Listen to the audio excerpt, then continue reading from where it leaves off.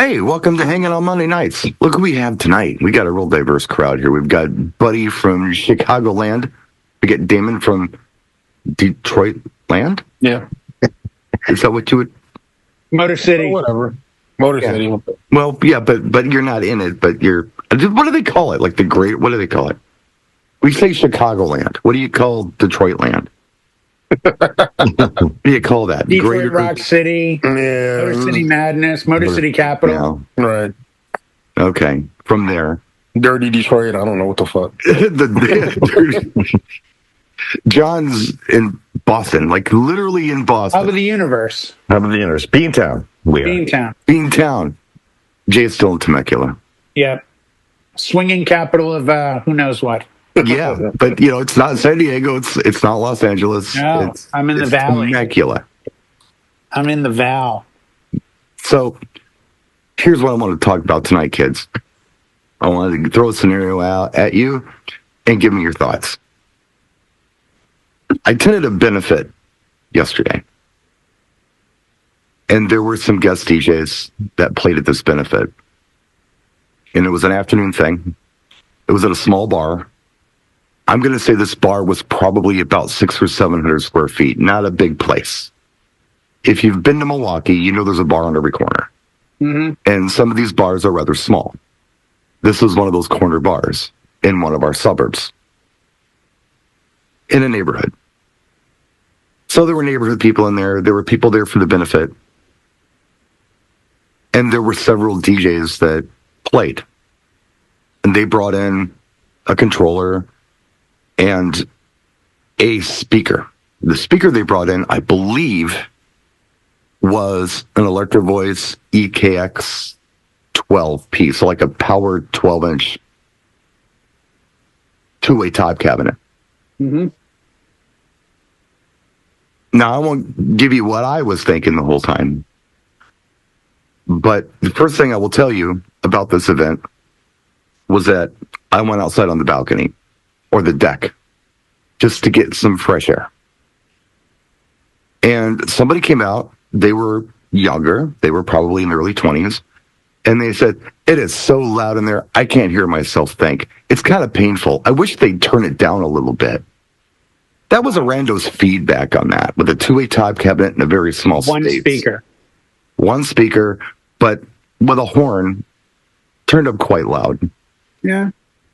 There were arrays available, but whoever set this up decided that the two-way top cabinet, and what are those, 132 decibel cabinets max, with a very long throw horn, was the way to go in about a 600 square foot bar.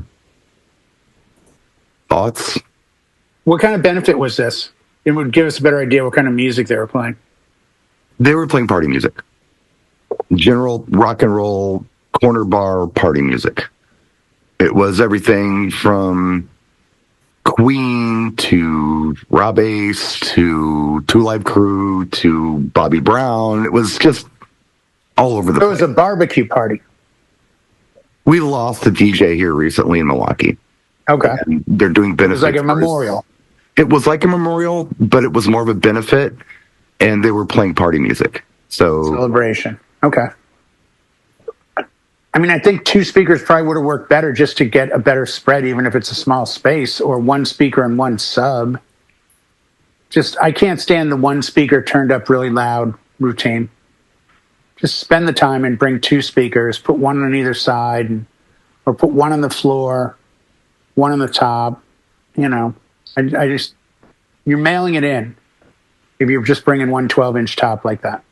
Well, the 12-inch top more than filled the space. But I agree it was harsh. Yeah. And that was the reason I went out on the balcony. It wouldn't have been harsh with two speakers. You can turn it down. If you brought 10 speakers, they all would have been at low volume, just covering the entire space. If you can spread them out, yeah, that's great. There was very limited space in this place. I mean, you got to remember, these bars around here are over 100 years old.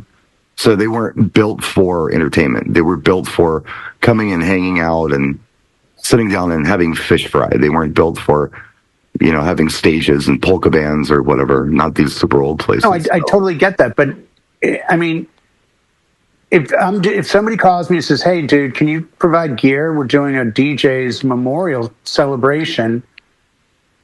I'm bringing good gear.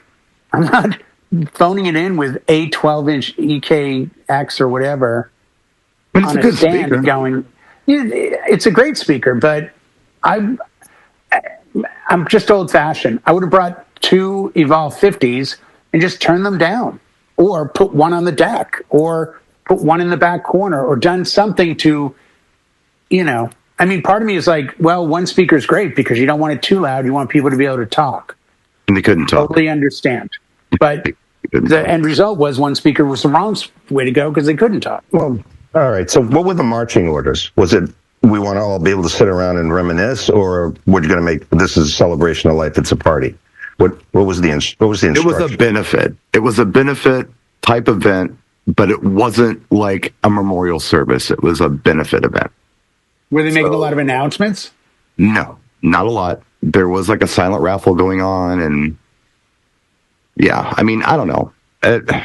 It wasn't necessarily. It wasn't a funeral. It wasn't a wake.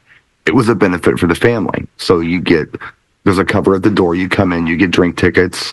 There's music. There's a silent raffle. There's gift baskets. There's stuff. But it wasn't a somber event. It was all age. It was all ages. And when I say all ages, I mean 21 to 71. Everybody was in there. So, and they were just playing, your general bar jukebox kind of music. Yeah. Did anyone take the incentive to go up to him and say, "Hey, that's a little hot. Just step that down a little bit, just because it's a 600 square foot cube we're sitting in here, and you're killing us." Or, I mean, we're aware of that. If you see people like walking out because of the noise level, we see that. We can tell when that's happening. We know. I'm sure someone did, but Well, here's the problem with everything that's going on with that. This is just my opinion. mm-hmm. If you have multiple DJs, the first DJ probably had it at a decent volume. And then the next DJ went on. It was like, okay, I'm going to crank it up a little bit so I can really do my thing.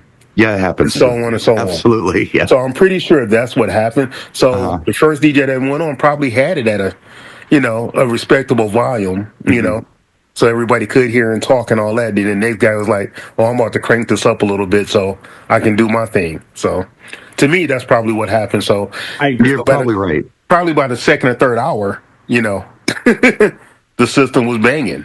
You're probably, there's probably a lot of truth to that. Buddy, what do you say? I know you guys do the chill hangout out in Jersey, and I know that you guys usually try to have it more of a relaxed volume, and sometimes you have to adjust things. It's something like that. There should be someone in charge of the audio checking, having a sound meter, having something to keep things grounded. So DJ, whoever it is, comes up there and thinks they're going to do the new song that's going to raise everyone up like it's a EDM fest. Kind of curves that a little bit and makes it so people are not like their ears are bleeding. The other thing also, like Jay said, having an array versus a regular two-way top, that would also be very beneficial because the fact that you're creating a sound bubble versus a very direct weapon firing at people's ears. Yeah. And you did a thing before talking about that with a two-way cabinet. Sometimes it's not the right tool, especially with a small room like that. Yeah. And, subwoofers, stuff like that. You want to spread around sound. And again, having smaller speakers, like I wouldn't even say, if you're going to go EV line, I wouldn't say 50s, I would say 30s. A single 30 would be more than enough to cover, for that kind of environment. 600 square feet, you can easily cover 100 people in that kind of size of environment and still make it pleasant enough for people to hear, and their ears are not bleeding when they walk out, but still have that feel and have that nice grunt, a little bit of a bass, but nothing crazy. And that's the big thing. It's if anything, I kind of blame all the DJs because they want to be loud, they want to have fun, and they let it get out of hand. And that's sad because it's a memorial for someone's passing. And you're supposed to honor that person. And well, it was more of a benefit. It wasn't a memorial service. It was a benefit. But still honors that person. You're trying to get money. Yes, great.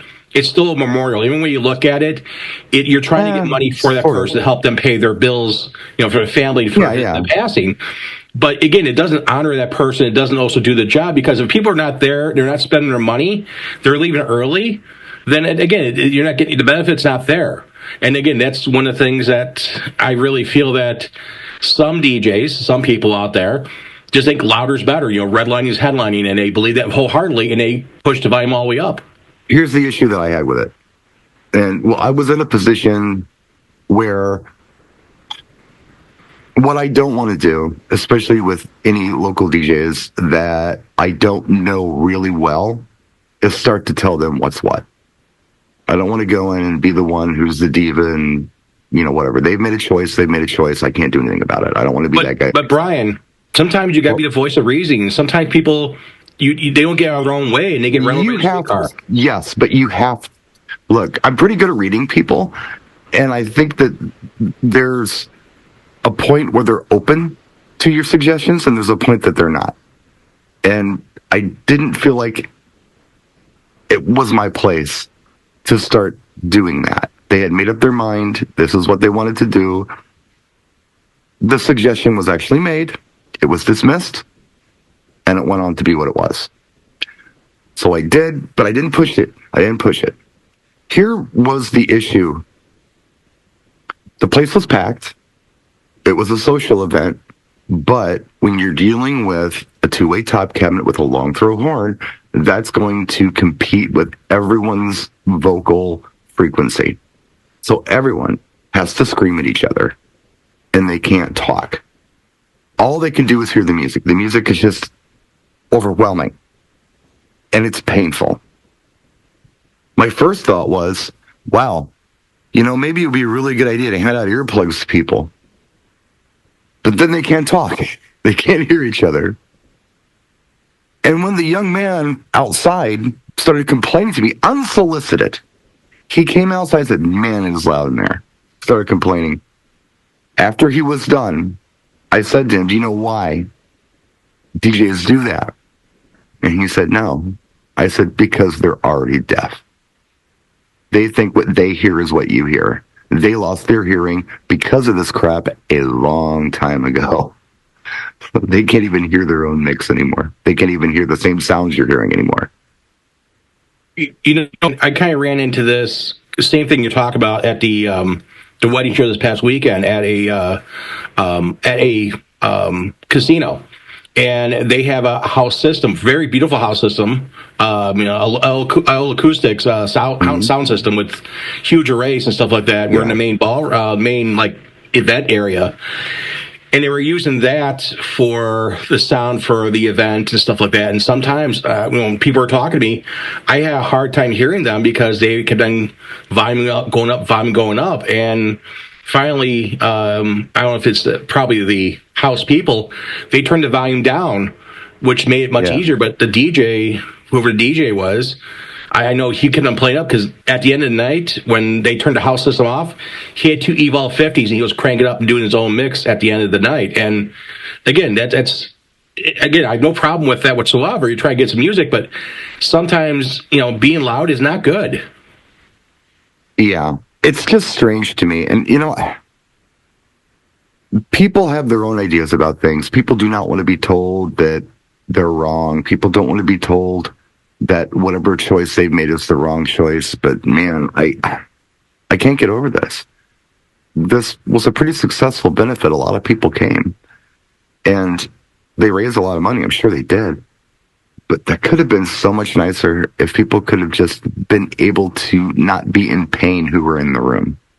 In this particular case, just to me, it seemed like the easiest solution. There was a time as a mobile DJ where I would just cringe whenever anybody would put grandma right in front of the DJ during dinner because I couldn't turn dinner music up because the horn was so overbearing to reach the back of the room.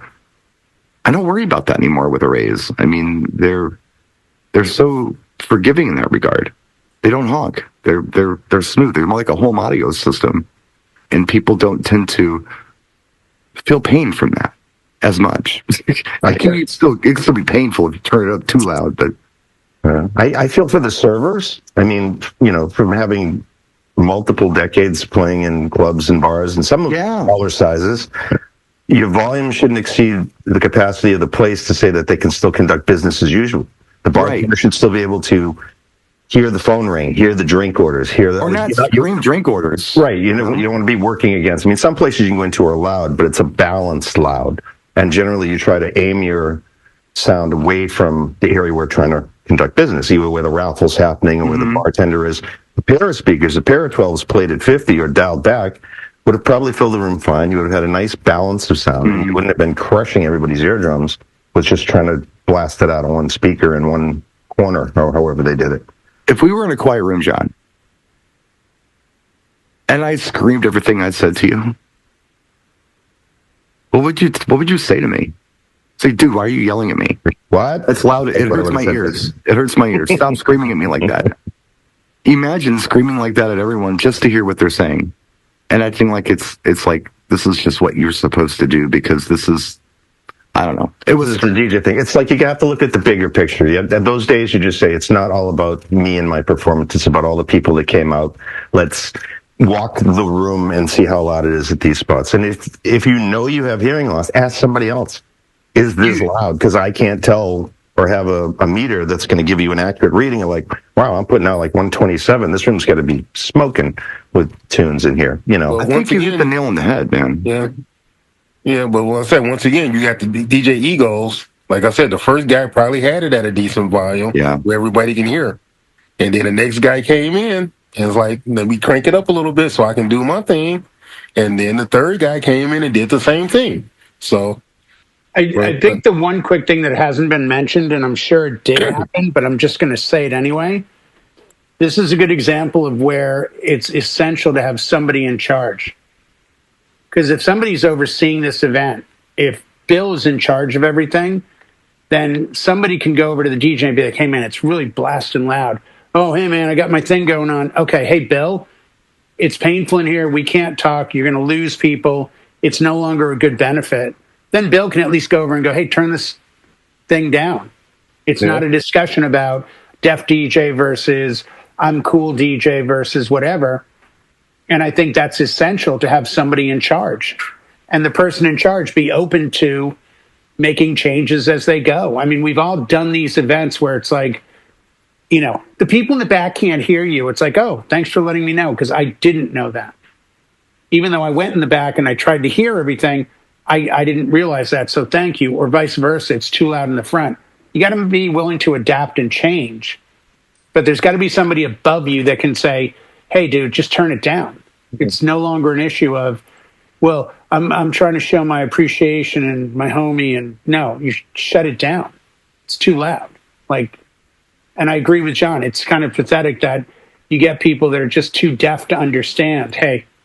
And, you know, the other thing is you walk the room in an empty place, it sounds one way, but now you fill it with people. You've occupied a lot of space, and that sound is just screaming over everybody's head because it's the front row's getting murdered because they're right there, but it's over the top, right? It's like an exponential issue because it's loud, so people have to scream at each other to even hear each other, which makes it even louder in the room, which makes the music go up even more to compete with that.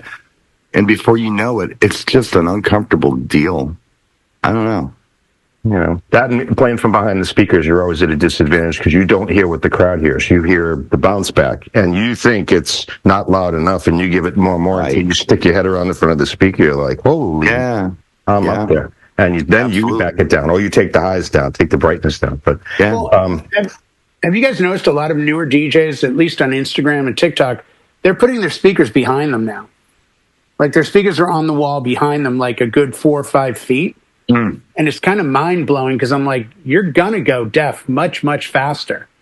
You know what? They're not going to hear you until they start to have hearing loss. And then they're going to hear you. And I'm like, it might look cool, and it does. Yeah. But, you know, and... Well, we were all indestructible till we hit, 35. We were all riding motorcycles and... Yeah, no hearing protection. Yeah, we're fine. Damon's still doing jumps with bicycles. I don't know what the hell's wrong with him. I trying to stay young. Get health insurance. I said I whipped around on a 125 the other day with a helmet on. And it felt good, didn't it? Doing about 35. Yeah. Yeah, but the 35, yeah. Yeah. No gutsy moves, but I No. drove it. Brought back a little bit of youth in you. Yeah, a little bit. A little bit. I mean, I don't know. It was just one of those things I thought I'd bring up because it was obvious to everyone that it was too harsh. It was obvious to the audience. It was obvious to me. It was obvious to all of you when I explained the scenario. However, for some reason, it wasn't obvious to the DJs. And I thought that was odd, you know. It's just one of those things where I know that a lot of newer DJs who are younger than us, have a lot of self-confidence. They're incredibly confident when they sell, when they talk about their skill levels, when they perform. And that's great, but they don't seem to be as empathetic to those around them as I feel like they should. I think there's too much ego involved sometimes, and ego kills talent. Because yeah, you can call it ego, but all the DJs that you're talking about heard the system. You could also call it confidence. I mean, I think that would be a better word to use. If you're in the audience and you heard the system sounding like crap, sounding too loud and harsh, and then you DJ'd on the same system half an hour later and didn't bring it down, right?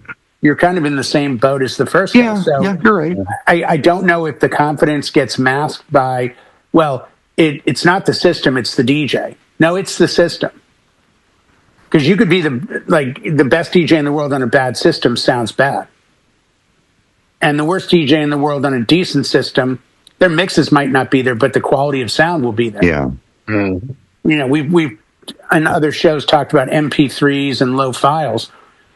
I've tried it on a $200,000 sound system in a club with bad files. They genuinely sound bad. There's like a compression on them.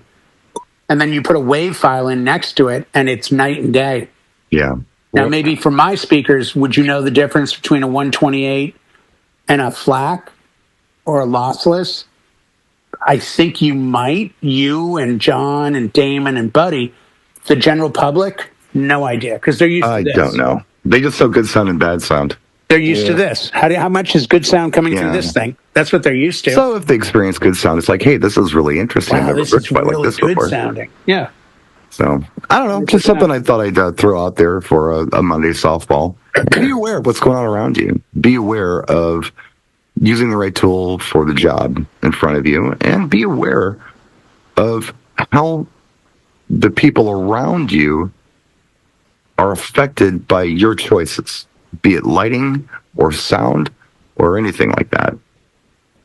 Thought it was an interesting Monday night topic. 100%. That we could all. If you want this show to go viral, I'm doing an event tomorrow for 1,700 people. I'm bringing 2 Evolve 50s. Hey, everybody, have a great night. Hashtag that. And on that note, Sponsors. Yes, Sponsors. Of course. Sponsors. Our show, as always, is sponsored by DJ Event Planner. Thank you, DJ Event Planner, for being one of our channel sponsors. You can check them out in a link down below or to the site or wherever the hell it is in the description of this video. Thank you. And check